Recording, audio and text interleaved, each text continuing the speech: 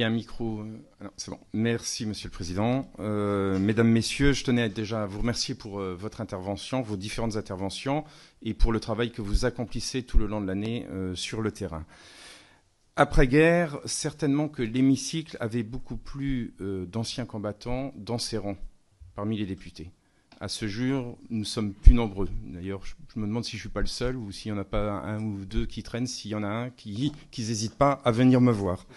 En tout cas, c'est à l'image de notre société, en fait. Et hélas, après votre travail, la suite va être beaucoup plus difficile parce qu'il y aura beaucoup moins d'anciens combattants.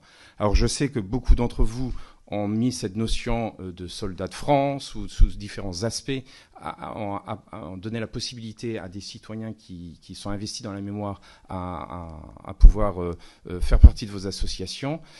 Moi, j'ai remarqué que beaucoup de nos camarades anciens combattants de ma génération ne viennent pas forcément vers vous. Ils sont dans les amicales régimentaires. Et comment peut-on faire pour aller les chercher? Merci.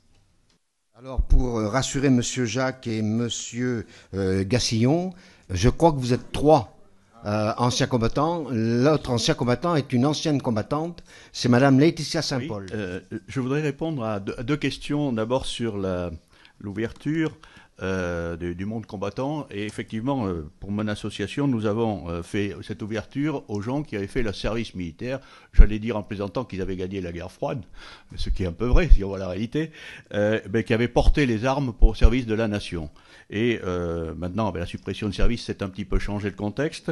Et nous allons ouvrir à ce qu'on appelle des membres associés, c'est-à-dire des membres qui partagent nos valeurs et qui peuvent nous aider effectivement à transmettre, puisqu'il y a des générations qui disparaissent.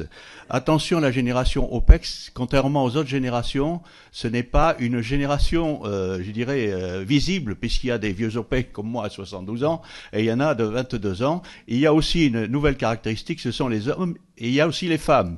Et c'est vrai que dans nos associations, les femmes, c'est un peu machiste, je dirais, la génération précédente. Les femmes ont du mal à venir. Pourtant, il y a derrière les mères de famille se cachent parfois des anciens chefs de section des mineurs. Hein. Voilà. Donc, on essaye de faire cela. Et c'est vrai de rajeunir un petit peu. Et moi, je pense que l'intergénérationnel, la cohabitation de plusieurs générations est bonne pour l'avenir.